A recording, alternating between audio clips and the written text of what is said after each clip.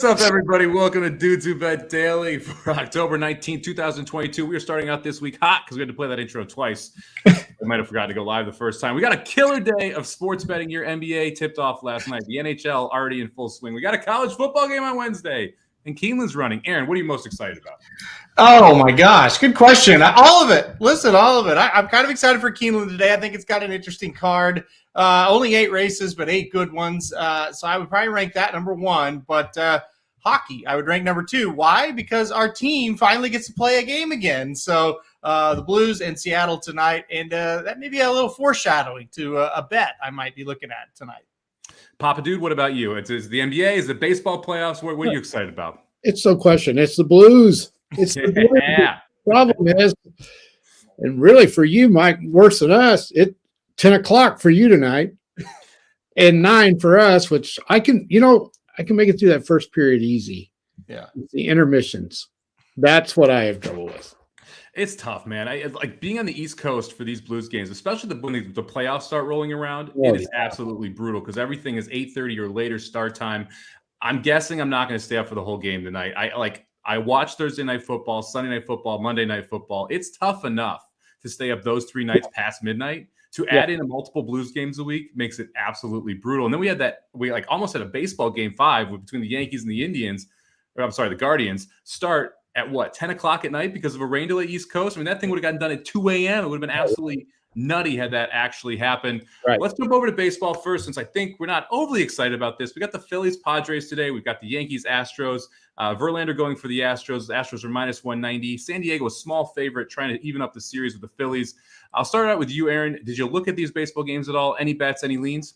Yeah, I sure did look at them, and it's funny how this website, doing the baseball every day like we did this year has really got me back into actually caring, because I used to not for a long time about baseball. But listen, I think San Diego's in a good spot. I think minus 120 is the right price in a game where you have to win and it's on the road, or at home, I should say, and you're not favored by that much. I think they're the play. So I would take San Diego minus that 120 today at afternoon game.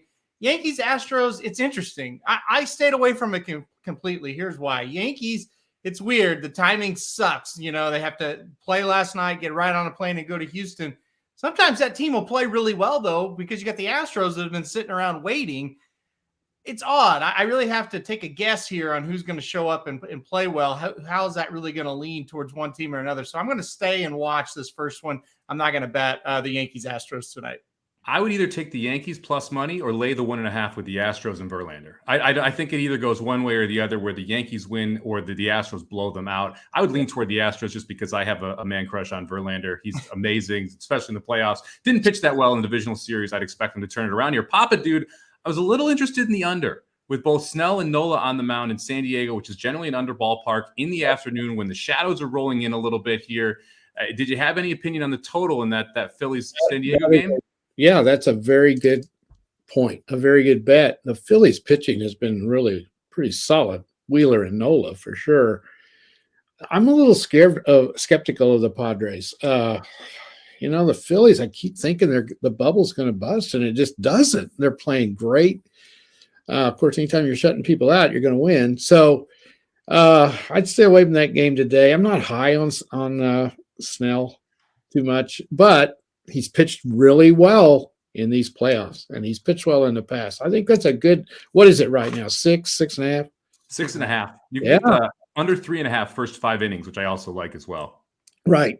And then that Yankees game in Houston, Aaron's right. Sometimes you come in there and you play really well. You got the momentum, and Houston sat around. Verlander did not pitch very well, like you said, in the first in the interdivisionals, whatever it is. He's due to come back, and I think he will. So, of course, you can't bet him because what are they, minus 190, minus 200, something like that. Yeah, minus 190. Yeah. That's a tough number to lay. That's why I'd lay the 1.5 if you're going to play the Astros a little bit they better. need to win this game. Houston needs to win this game with Verlander. They don't want to go down 1-0 to the Yankees and give the Yankees some momentum. So, we'll see. You got to. So interesting. Mattress Mac started betting the Astros at 10-1, and he is up to win $70 million if the Astros win the World Series. Currently the favorite at plus 125 to do just that. I think it's MGM took all of these bets, and they are sweating like a racehorse on a 115-degree day. It is brutal to have that much exposure, and there's no way to correct it. No way at all. No. Well, I'll tell you what. That tells me the Astros are going down. Yeah. Or a lot of people are getting some free mattresses because if you spent more than $3,000 with, I think it's Furniture Gallery, then you ended up getting a free mattress if the Astros are able to get it done. NBA tipped off last night. The Warriors look good. The Lakers look terrible. We had two marquee games tonight. Let's talk a little bit about them. Pelicans and the Nets. Nets are laying 2.5 at home. I'm really interested to see this Pelicans team with skinny Zion back. Papa Dude, any interest in this Pelicans-Nets game? Oh, lots. Now, when I saw it earlier this morning, I believe it was 4.5. So it's down to 2.5 now, right? Am I right? 2.5 total, 231.5. Okay. Man, wish I'd have known that. I might have bet that one. But I got to see the Pelicans first. How are they going to mesh? How are they going to mesh with Zion? Even though he's a great player, we all know that. They haven't played with him yet. So how is he going to fit in with that team that we saw at the end of the season, which was fabulous? They were really rolling without him. So how's that all going to mesh? I got to see him a game. You got to see the Nets too. The thing with the Nets, Durant says he's happy. We'll see. Kyrie contract year. So, he'll probably play lights out too. Anytime you got him and Durant, if Durant's happy and Kyrie's wanting to get some more money, they're probably going to play pretty well. So that's a game. I got to watch it first. I got to see him. I wanted to bet the Pelicans a lot, though, in this game. But I got to see how they're going to mesh.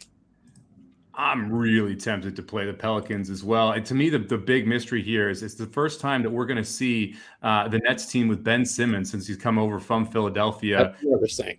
No clue how that's going to fit in. Obviously, very good defensive player, very good distributor. Should fit this offense pretty well because they don't need him to shoot. They have the shooters. So it's really interesting to see Ben Simmons play. Really interesting to see Zion back. The other big game's a late game on the West Coast, Aaron. We've got the Suns facing the Mavericks. A rematch here from, I believe it was the Western Conference Finals that two teams got to. They're going to be playing tonight in Phoenix. And the Suns are laying 4.5. A bunch of turmoil in the offseason with the Suns and what was going to go on with their center, DeAndre Ayton. He stays put. We got Luka back for another year. Did you look at this one at all? Any interest in this game? Yeah, I'm going to play the Mavericks. I think the Mavericks plus the 4.5 makes a little bit of sense. I think they had, like you said, the less dramatic of the off seasons. I don't know about the Suns. They did not look good late in the year last season, and so I'm going to take the Mavericks plus the 4.5. I thought about the Mavericks a little bit here because I just think they're going to be really solid this year. Luka continues to impress. I mean, his last couple of years have been fantastic. He should, by all accounts, he should have another big year. Like the Mavericks are kind of flying under the radar a little bit, so I'll take the Mavericks plus the 4.5. And I'm with you both on the Pelicans. If you remember, even without Zion, they closed last year really strong. And, they got off to a terrible start and closed strong. So if he's back, they get better. We'll see. So maybe a couple underdogs tonight in these primetime games. Yeah, you saw Brandon Ingram take a massive step forward late in the year, and they got the guy from Portland. I can't remember. They're the second fiddle over there. They got last year at the trade deadline as well. He meshed extremely well with that team. It's going to be interesting to see what Zion does there. We do have one college football game tonight, Papa Dude. We're heading to the Appalachian Mountains here in North Carolina. Appalachian State hosting Georgia State. Georgia State really struggled, specifically on offense so far this year. Right now, App State laying 9.5 at home. Did you look at this one at all? Any interest? A lot. I looked at it a lot. You've covered all the games that I thought I picked the dumbest one of all probably. But anyway, the Sun Belt is too unpredictable for me right now. It's beat me a couple times. I think this Georgia State team's better than we think. They lost some tough games to some pretty big-time opponents. And I don't think Appalachian State's near as good as we think. But I just can't trust either one of them. If it was like 14, I would have taken Georgia State, or 12. 9.5 scares me just a little bit. So I don't know. I don't know. I just don't know whether I can trust these Sun Belt teams. I don't watch them enough. You know what I mean? I just don't see them enough to bet this tonight. I laid the 9.5 with App State. I think they're going to be able to run the football. And so even if they get up, I think they're going to be able to continue to put points on the board. I don't like Georgia State's offense at all. To me, that was the real hinge there. I did make it my best bet because I do like some things elsewhere as well, but I did lay it with App State. Aaron, did you play this game at all? I would lean towards what you're doing with the App State. I will say this, Georgia State, I think, is a little bit better than their record indicates, but on the road, Appalachian State, it's kind of, even though Appalachian State has not been really what people thought they were, they're still kind of one of the bullies of the Sun Belt Conference. And I think, Wednesday night, it kind of favors Appalachian State in this spot. I do agree, Papa Dude, though, 9.5 with a team that's been underachieving is a lot. But I would lay the 9.5 with Appalachian State if I had to bet it. Tell you, there's not much else to do at Appalachian State on a Wednesday night. So there will be some drinking and there will be some cheering. Hopefully that home crowd can push them over the edge there. All right, let's jump into the best bets here. I'm going to play Keeneland. Aaron taking some hockey. Papa Dude, how about you kick us off? Headed over to the NBA and taking the Indiana Pacers against the Wizards tonight. I know this is probably stupid, but anyway, I just felt like of all of the ones, this might be the safest. I don't know.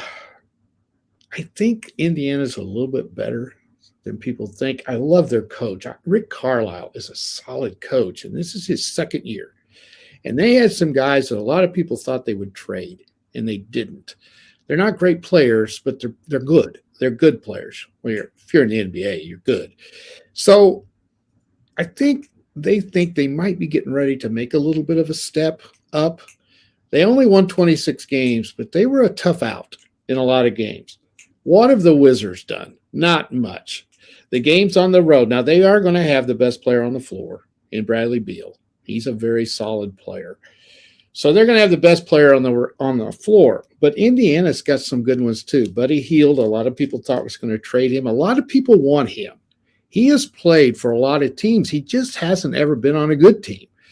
And that's kind of odd. And we all know him. Aaron and I know him very well, a great shooter. And he's got solid statistics, and Indiana kept him. Chris Duarte is a young guy that had a great year for them last year. Tyrese Halliburton is solid. These guys are pretty good. It's at home. It's a home opener. Washington has lost 3 of their last 4 opening games. The Pacers have won 4 of their last 6. I don't think that matters much, but that's just something to throw out there. I just like the Pacers at even money tonight at home. Pick 'em game. Let's go with the home team. See if they can get off to a good start. So that's what I'm thinking. Yeah, you mentioned Halliburton. He's one that I think could take a massive step forward this year. It'll be interesting to see what he can do. First full season there in Indiana. All right, Aaron, let's head over to the ice. I love the fact. I like one of these 2 teams. The other one I actually think is a little fun to watch as well. Tell us a little bit more about your parlay you're throwing in tonight. These are actually 2 of my favorite teams to watch. Obviously, St. Louis Blues, because I am a rabid, diehard Bleed Blue fan, and I love to watch the Florida Panthers. I think they're very exciting. So I'm going to go Panthers Blues moneyline parlay here. Going to pay plus 128. Break them down for you real quick here. The Panthers, very good team last season in the regular season, one of the best, and they're 2-1 so far this year. They're at home tonight, taking on a surprise Flyers team. The Flyers were not a great team last year. This year, they're 3-0. Goalie Carter Hart, who really hasn't been very good, has been fantastic this year in 3 starts. He's carried this team, and I meant not very good as in previous years. He wasn't very good. Now, here's the good news. I don't think Carter Hart will be in the net tonight. I think Swanson will be in the net for the Flyers because Carter Hart beat the Tampa Bay Lightning last night. So I do not think they'll play him 2 games in a row. You got a backup goalie who's not great. He's winless in 5 starts, as a matter of fact, in the NHL, taking on a Panthers team that can flat put it in the net. I like Florida tonight, but they're minus 365. You can't play them by themselves. So give me the Blues. Give me the Blues going to Seattle tonight. A rested Blues team, only 1 game so far, where some of these other teams have played 3 or 4 games. They take on the Kraken. Kraken are 1-2-1 on the year. They have not looked good. They've gotten beat back-to-back games at home, and really they haven't been close. I think this Blues team's solid. I don't know if they're as good as last year. Still think they're really pretty solid team. So give me the parlay, Panthers, Blues. You know what the good news is? You can watch both these games on TNT, national televised game. So you can bet this parlay, and you can watch it from 6:30 all the way to midnight. I love ESPN Plus as well because I get every single NHL game for free with free. It's $6.99 or whatever, $14.99 if you bundle it with Disney Plus. Pretty awesome. You can just turn on any game that you want. I've been doing that every single night. I don't hate the idea of just throwing the Avs in here, making this a 3-teamer. I think you'd probably get up to like plus 180, plus 185. I know it. It's plus 226 if you throw in the Avs. Yep. So the Avs are playing the Jets tonight. I almost did it, chickened out. I'm sure it'll hit since I chickened out on it. And you're right. You can flip over to ESPN Plus and watch the Jets, and the Avs should be a good game as well. And the kicker in this game, which makes it so attractive and which I don't really understand too much, the Blues, the last time I checked on the money line, were minus 130. Yeah. And I find that a little odd. I could see it if the Blues had played in Vancouver last night or maybe played at San Jose last night and had to come in this back-to-back and play their other goalie. But they're well rested coming into this, and Seattle's not on their level. That minus 130 is interesting to me that it's that low. Yeah, the Blues also not playing tomorrow night, so you're not expecting a back-to-back situation here, so you're not going to get a funky goalie there. The Jets are playing tomorrow night, playing the Golden Knights, and that's who we're going to see against Colorado. Colorado laying the goal and a half, plus 113, kind of like that as well. I agree with you guys. Minus 126 seems cheap on the Blues for tonight. So I'm probably going to have a couple hockey plays here as well. I'm going to head over to Keeneland for my best bet. I'm going to go to race number 5. I'm going to go to the 8 horse here. This is just a simple, pure speed play for me. American Starlet, clearly the fastest horse for the Wesley Ward barn. We're turf sprinting at Keeneland. John Velasquez picks up the mount. I don't see anyone that can go with this horse early, and I think that spells doom for pretty much everyone else in this spot. I'm hoping we get that 2-to-1 price. There's are a couple interesting horses. The 7 to the right to the inside, and the 4 and the 3, only kidding and laugh and play, also could take some money. I'm hoping we get around 7-5 here on American Starlet, who should get a pretty easy lead and hopefully go gate to wire. Last time out at Kentucky Downs, went 7 furlongs. That was just simply too far for this horse. 5.5 is really as far as this horse wants to go. I'm hoping we can hold this time. It's given up the lead a couple times in the stretch, so that last fifth or half of a furlong is going to be a little bit funky, but hopefully the 8 American Starlet can get a home here. Aaron, was this your top pick in this spot? Good pick. Good pick. The number 8 American Starlet goes gate to wire today in the 5th at Keeneland. Lock it up. Good pick. I like it. I hope if we get anywhere near 2-to-1, I love the price on this horse as well. I'm not sure that we will. Again, I think we're probably getting around 7-5 in this spot, but I will still take 7-5, equal to a plus 140 shot in the sports world. Don't mind that one single bit. All right. Thank you. Well, actually, Papa Dude, anything else you want to talk about before we move on here? We didn't talk about the last weekend at all because we had so much to talk about on the sports side. What do I want to talk about? Oh, God. Why did you do this? Worms, I know. What are you going to have for lunch, Papa Dude? I really, what am I going to have for lunch? I don't know. I haven't thought about that yet. No, I don't really have anything. I mean, I don't, the sports world was fantastic this weekend. College football just still is on my mind. I know, I thought the Bills Chiefs game was interesting, in the way it came about. And around here, they're all on the Chiefs. And I'm sitting there thinking, you're 4-2. I think a lot of teams would trade places with you, don't you? I mean, you don't give up them for dead at this point. No. It's definitely the Bills and then the Chiefs and then like 16 teams that are mediocre. Like, I don't think that there's anyone else underneath those two that I'm like, yes, this is definitely the 3rd best team in the NFL. I know Eagles fans probably won't love that take. They're probably the clear number 3 right now, but I don't think that they're necessarily dominant. Like, so it's interesting to see a bunch of these teams that are kind of just middling. That anytime you see someone giving 7 right now in the NFL, you really got to take a pause. You do. There is not a lot between these middle teams this year, whereas before there was definitely haves and have-nots. And I think the other interesting thing is, too, in the NFL right now, what's Aaron Rodgers and Tom Brady going to do? Are the Bucs and are the Packers going to come out of this? And that's highly debatable at this point. But I don't think you write them off yet, but because of the schedule that they, their division's not very good. So, the Vikings are pretty good, but, I think Green Bay can beat them if they had to, if they get things straightened out. But neither one, it looks good at all. So both of those teams have just a very steep hill to climb based on watching their offensive line play, and just Aaron Rodgers looks like he doesn't give a damn this year. And when he does care, he's significantly better. And then Brady, it just seems to get worse and worse for him. At least you still have the fire on the sidelines. Aaron Rodgers just looks like he doesn't give a damn. Brady's still getting pissed off over there, trying to rally the troops. It reminds me of the first year Brady was there when they went on a bye and came out of that bye and were dominant and ended up winning the Super Bowl that year. I don't know if they can make that big of a rebound, but this defense is still elite there. They just need to get healthy. Yeah. It's not often we see a midlife crisis play out on television like this. And I think that's what we're seeing with Tom Brady. It's weird to say, but he is about the middle of his life, folks. And I mean, this is wild. He's kind of lost it, I think. And I'm not saying talent. I'm saying he's lost his mind, I think. What do you think the odds are that his next girlfriend's a Kardashian?